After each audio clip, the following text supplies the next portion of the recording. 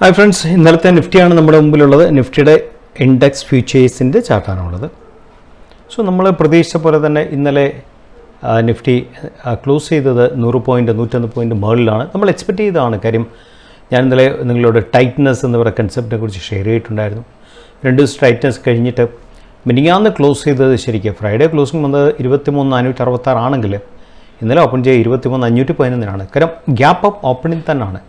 So 45 point gap up ചെയ്താണ് open ചെയ്തത്. എന്നിട്ട് 101 പോയിൻറ്റിൽ ടോട്ടൽ നിഫ്റ്റി ക്ലോസ് ചെയ്തു.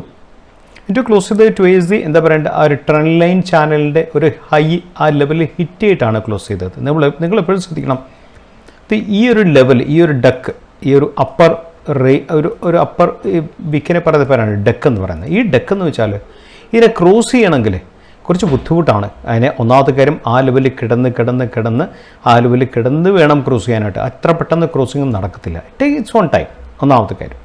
അപ്പോൾ ഇങ്ങനെയൊക്കെയുള്ള ഒരു ക്രോസ് ചെയ്ത് പോവുകയാണെങ്കിൽ ഇങ്ങനെയൊക്കെയുള്ള മൂമെൻറ്റ്സ് അത്യാവശ്യമാണ്. ആദ്യം തിരിച്ചിങ്ങനെ ഒന്ന് ബിൽഡപ്പ് ചെയ്ത് പിന്നെ തിരിച്ചൊന്ന് കയറി പിന്നെ ബിൽഡപ്പ് ചെയ്ത് ഇങ്ങനെയൊക്കെ വേണം കറക്റ്റായിട്ട് കയറാനായിട്ട്. അതിൻ്റെ ആയിട്ടുള്ള സമയങ്ങളെടുക്കും, അതിൻ്റെ സംശയമൊന്നും വേണ്ട. പക്ഷേ നമ്മൾ നിഫ്റ്റിയിലെ ഒരു പ്ലസ് മൂവ്മെൻ്റ് ആണ് ഇത് കണ്ടത്. പക്ഷേ പ്ലസ് മൂവ്മെൻ്റ് ആണെങ്കിൽ ഇപ്പോൾ ഇതിൻ്റെ വലിയൊരു കാര്യമുണ്ട്. നിഫ്റ്റിയുടെ സത്യത്തിൽ ലോവർ ടൈം ഫ്രെയിമിൽ ഒരു ബ്രേക്ക് ഔട്ട് കൊടുത്താൽ കയറിയത്. നിങ്ങൾ ലോവർ ടൈം 75 മിനിറ്റ്സ് ഒന്ന് എടുത്ത് നോക്കുക, എന്താ സംഭവിച്ചതെന്ന് നോക്കൂ. നിങ്ങൾ ഒരു ബ്രേക്ക് ഔട്ടാണിത് അല്ലേ. നിങ്ങൾ ഈ ലെവലൊന്ന് നോക്കുക. ഈ ലെവലിൽ ബ്രേക്ക് ഔട്ട് കൊടുത്തിട്ടാണ് ഓപ്പൺ ചെയ്തത് പോലും. പക്ഷേ ഗ്യാപ്പ് ഓപ്പണിംഗ് സസ്റ്റെയിൻ ചെയ്യാൻ പറ്റുമെന്നുള്ളതാണ് ഏറ്റവും വലിയ ചോദ്യം. പക്ഷേ ഇന്ന് സസ്റ്റെയിൻ ചെയ്യാൻ സാധിച്ചു എന്നുള്ളതാണ് ഒരു വലിയൊരു പ്ലസ് പോയിന്റ്. നോക്കും, ഈ ലെവലിൽ വന്നതിന് ശേഷം രാവിലെ ഗ്യാപ്പ് ഓപ്പൺ ചെയ്തു മാത്രമല്ല, നമുക്ക് വോളിയം കൂടെ നോക്കാം. ഫസ്റ്റ് ക്യാൻഡിൽ വോളിയം ഉണ്ടായിരുന്നു, വിക്ക് വന്നത് വോളിയം ഉണ്ടായിരുന്നു. സെക്കൻഡ് ക്യാൻഡിൽ അതിൻ്റെ മേളിൽ ക്ലോസ് ചെയ്തു, ദാറ്റ് ഈസ് ഗുഡ്. പക്ഷേ വോളിയം ഇല്ലായിരുന്നു. തേർഡ് ക്യാൻഡിൽ നാച്ചുറലി ഒരു പുൾ ബാക്ക് എക്സ്പെക്ട് ചെയ്തു, ആ പുൾ ബാക്കാണ്. ഫോർത്ത് ക്യാൻഡിൽ കഴിഞ്ഞിട്ട് അഞ്ചാമത്തെ ക്യാൻഡിൽ പ്ലസ് പോയിന്റ് എന്ന് വെച്ചാൽ പിന്നെ ക്ലോസിംഗ് ക്യാൻഡിൽ 75 മിനിറ്റ് ക്ലോസിംഗ് ക്യാൻഡിലെ പ്ലസ് പോയിന്റ് എന്താണെന്ന് വെച്ചാൽ ആ ക്യാൻഡിൽ എന്ന് പറയുന്നത് ശരിക്കും ഈ ഒരു ക്യാൻഡിൽ ഈ ഒരു ഡോജിയേക്കാളും ബെറ്റർ ഡോജിയാണിത്. സംതിലേക്ക് എന്താ പറയുക, ഡ്രാഗൺ ഫ്ലൈ ഡോജി എന്നൊക്കെ വേണമെങ്കിൽ പറയാം. മേളിൽ അല്പം കൂടെ വിക്ക് കുറഞ്ഞതെങ്കിൽ കറക്റ്റ് ഡ്രാഗൺ ഫ്ലൈ ഡോജി ഒരു പോസിറ്റീവായിട്ട് നമുക്ക് എടുക്കാമായിരുന്നു. എനിവേ അത് ക്ലോസ് ചെയ്തിരിക്കുന്ന ടുവേഴ്സ് ഹൈ ആണ് ക്ലോസ് ചെയ്തിരിക്കുന്നത്. അവധി വോളിയമുണ്ട്. അപ്പോൾ ശരിക്കും മാർക്കറ്റ് വർക്ക് ചെയ്യുന്നത് നിങ്ങൾ ശ്രദ്ധിക്കണം. മാർക്കറ്റ് വർക്ക് ചെയ്യുന്ന 3 എന്താ പറയുക ടൈം പീരീഡിലാണ് വർക്ക് ചെയ്യുന്നത്. ആദ്യത്തെ 75 മിനിറ്റ്സിൻ്റെ 2 ക്യാൻഡിൽ ഏറ്റവും വോളറ്റൈൽ ആയിട്ടുള്ള ഒരു ടൈമാണ്, സോണാണ്. ദാറ്റ് മീൻസ് 9:15 മുതൽ 10:45 വരെയുള്ള സോൺ. അതിനുശേഷം ലാസ്റ്റത്തെ 75 മിനിറ്റ്സിൻ്റെ സോൺ, ദാറ്റ് മീൻസ് 2:45 മുതൽ 3:30 മണി വരെയുള്ള അടുത്ത സോൺ. ഈ 2 സോണാണ് മാർക്കറ്റിൽ ഏറ്റവും വോളറ്റൈൽ ആയിട്ടുള്ള സോൺ. ആ വോളറ്റൈൽ ആയിട്ടുള്ള 2 സോണിലും നിഫ്റ്റി ശരിക്കും ബെറ്ററായിട്ട് നിന്നു എന്നുള്ളൊരു ഫാക്ടറാണ്. കാര്യം ഈ സോണിൽ നിഫ്റ്റി ക്ലോസ് ചെയ്തത് 23,560 ഇവിടെ നിഫ്റ്റി ക്ലോസ് ചെയ്തത് 23,570. ദാറ്റ് മീൻസ് ഓപ്പൺ ചെയ്ത ആ 75 മിനിറ്റ്സിനെക്കാട്ടിലും ഇന്ന് നിഫ്റ്റി ക്ലോസ് ചെയ്തത് ശരിക്കും അതിനെക്കാട്ടിലും ഓപ്പൺ ചെയ്ത ക്യാൻഡിലിൻ്റെ ക്ലോസിനെക്കാട്ടിലും മേളിലാണ് നിഫ്റ്റി ക്ലോസ് ചെയ്തത്.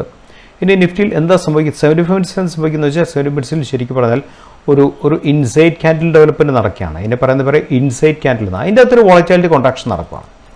സോ ഈ കോൺട്രാക്ഷൻ എങ്ങോട്ട് തിരിയുമെന്നുള്ളതിനെ കുറിച്ച് മുൻകൂട്ടി നമുക്ക് ധാരണകളൊന്നും വേണ്ട. എങ്ങോട്ട് തിരിയുന്നോ നമ്മൾ അങ്ങോട്ടുള്ള നമ്മുടെ ട്രേഡ്സിനെ പ്ലാൻ ചെയ്യുക എന്നുള്ളതാണ് നമ്മുടെ കാര്യം. ശ്രദ്ധിക്കേണ്ട കാര്യം, ഈ ലെവലിൽ ശരിക്കും നല്ല ബൈ നടന്നിട്ടുണ്ട്. ഇന്നത്തെ ദിവസം ഇൻസൈഡ് ക്യാൻഡിലാണെങ്കിൽ പോലും ഈ ലെവലിൽ നല്ലവണ്ണം ബൈ നടത്തിയിട്ടുണ്ട്. അതുകൊണ്ട് തന്നെ ഒരു പക്ഷേ നാളെ ഒരു ഗ്യാപ്പ് ഓപ്പണിംഗ് വരുമോ എന്ന് ചോദിച്ചാൽ നമുക്ക് കണ്ടറിയാം.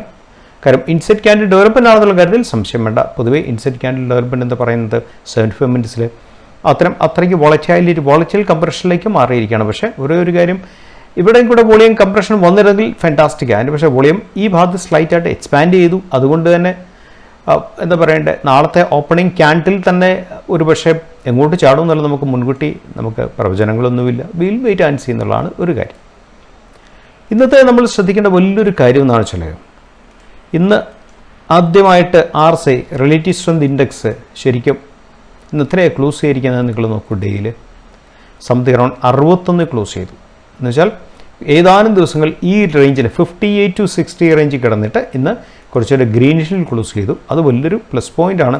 പക്ഷേ ഒരു മൈനസ് പോയിൻ്റ് കൂടെ ഉണ്ട്, നമ്മളതും കൂടെ മനസ്സിലാക്കണം. അതായത് വോളിയം ട്രേഡ്സിൽ വോളിയം വളരെ കുറവാണ്. ദാറ്റ്സ് ഒരു വലിയൊരു കൺസേൺ ആണ്. കാര്യം ഞാൻ കഴിഞ്ഞ ആഴ്ചത്തെ എൻ്റെ വീഡിയോയിൽ ഞാൻ പറഞ്ഞിട്ടുണ്ട്, FISന് കൂടെ താല്പര്യം ചൈനീസ് മാർക്കറ്റാണ്. കാര്യം PE റേഷ്യോ 10-11 ഉള്ളൂ. ബെസ്റ്റ് വാല്യുവേഷനിൽ കിടക്കുന്ന മാർക്കറ്റാണ്. അവരെ സംബന്ധിച്ച് ഏത് മാർക്കറ്റ് എന്നുള്ള ഒരു ഇഷ്യൂ അല്ല, ഏത് മാർക്കറ്റിൽ നിന്നാണ് ഏറ്റവും സ്പീഡപ്പിൽ ബെസ്റ്റ് അവർക്ക് പ്രോഫിറ്റ്സ് കിട്ടുന്നുള്ള മാത്രമേ ഉള്ളൂ അവരെ സംബന്ധിച്ചുള്ള കൺസെപ്റ്റ്. സോ നമ്മുടെ മാർക്കറ്റിൽ പി വാല്യൂ 23 ആകുമ്പോൾ ചൈനീസ് മാർക്കറ്റിൽ ബേസിക്കലി പി എന്നുള്ളത് 10ഉം 11 എന്ന് പറയുമ്പോൾ ആക്ച്വലി കസ്റ്റമേഴ്സിൻ്റെ വലിയ വലിയ ആൾക്കാരുടെ ഒരു മൈൻഡ് സെറ്റ് ഇൻട്രസ്റ്റ് എപ്പോഴും അങ്ങോട്ടായിരിക്കും. നമ്മളത് പ്രത്യേകിച്ച് നമ്മൾ ചിന്തിക്കേണ്ട കാര്യമേ ഇല്ല. സോ നാച്ചുറലി ഇന്ത്യൻ മാർക്കറ്റ്സിൽ വോളിയം ഇല്ല, അതൊരു വലിയൊരു ഫാക്ടറാണ്. സോ വോളിയമാണ് ശരിക്കും എന്താ പറയേണ്ടത് എല്ലാത്തിനും താങ്ങി നിർത്തുന്ന വലിയൊരു ചാലന ശക്തി എന്ന് പറയുന്നത്. അപ്പോൾ പ്രത്യേകിച്ച് നമ്മൾ ഈ ഡെക്കിനെ ക്രോസ് ചെയ്യുന്ന സമയത്ത് ഈ ഡെക്ക് എന്ന് പറയുന്നത് സ്ട്രോങ് ഡെക്കാണിത്. It's not a simple thing. Deck എന്ന് പറയുന്ന സംതിങ് ഇതാണ് ഡെക്ക് എന്ന് പറയുന്ന സാധനം. സോ ഡെക്ക് എന്ന് പറയുന്ന സംതിങ് അറൗണ്ട് നമ്മൾ നോക്കുവാണെങ്കിൽ 23,844 and 23,501 something around 340 point 340 point 45 point ഡെക്കാണുള്ളത്. ഈ ഡെക്കിനെ ക്രോസ് ചെയ്യണമെങ്കിൽ ക്യാൻഡിൽ മൊമെൻറ്റം വേണം. മൊമെൻറ്റം കാണിക്കുന്നത് സൈസിലാണ്. രണ്ടാമത്തെ കാര്യം RC സ്ട്രോങ് ആയിരിക്കണം. ക്യാൻഡിൽ എന്താ പറയണ്ടേ ക്ലോസിങ് ടുവേഴ്സ് ഹൈ ആയിരിക്കണം. അതിനോടൊപ്പം തന്നെ സൂപ്പർ വോളിയം ഉണ്ടായിരിക്കണം.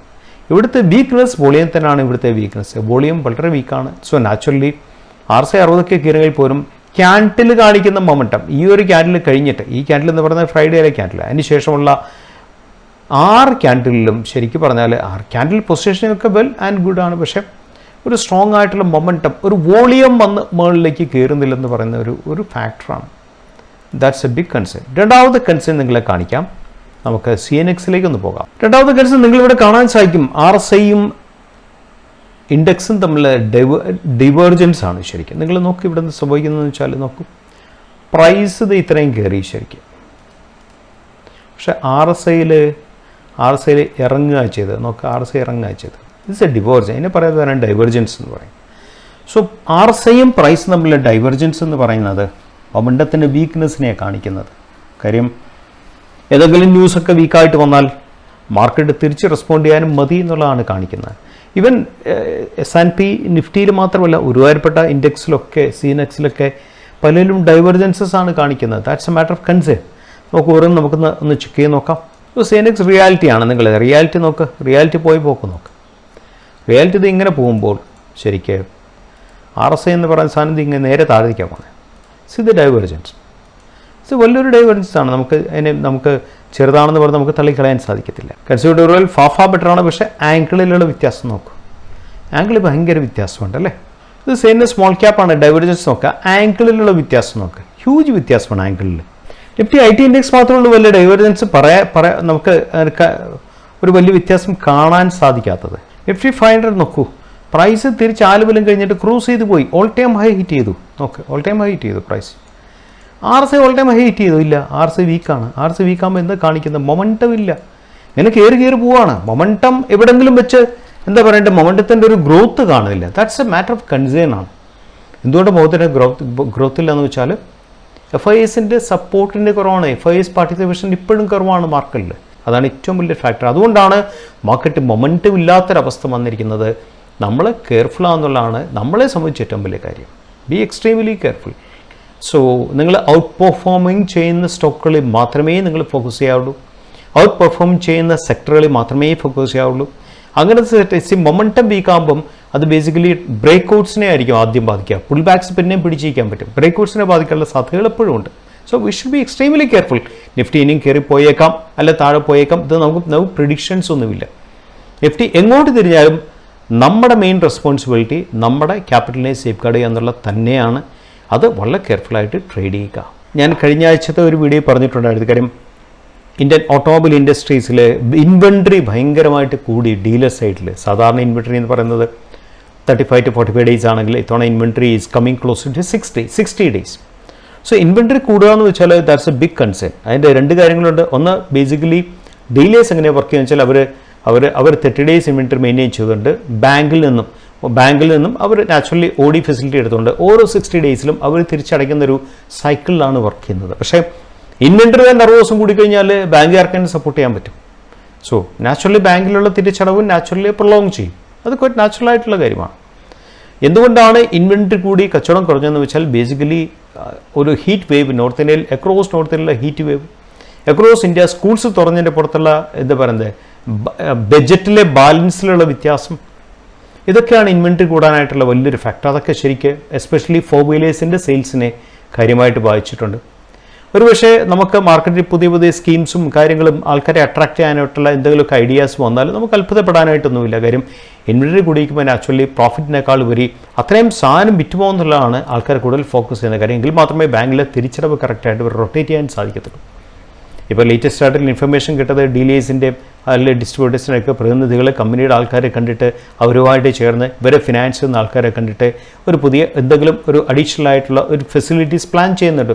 ഒരു മാർക്കറ്റിനെ ബാധിക്കാത്ത രീതിയിൽ അല്ലെങ്കിൽ മണി ഫ്ലോയിലെ ക്യാഷ് ഫ്ലോയിലെ ഫണ്ട് ഫ്ലോയെ ബാധിക്കാത്ത രീതിയിൽ റൊട്ടേഷന് വേണ്ടി ഫെസിലിറ്റി അവർ പ്ലാൻ ചെയ്യാൻ ഉദ്ദേശിക്കുന്നുണ്ടെന്നൊക്കെ ന്യൂസുകൾ കിട്ടും. നമ്മൾ ന്യൂസുകളെ നമ്മൾ ഫോളോ അപ്പ് ചെയ്യുക, നമ്മൾ കാര്യങ്ങൾ മനസ്സിലാക്കുക എന്നുള്ളതാണ് ഏറ്റവും വലിയ കാര്യം.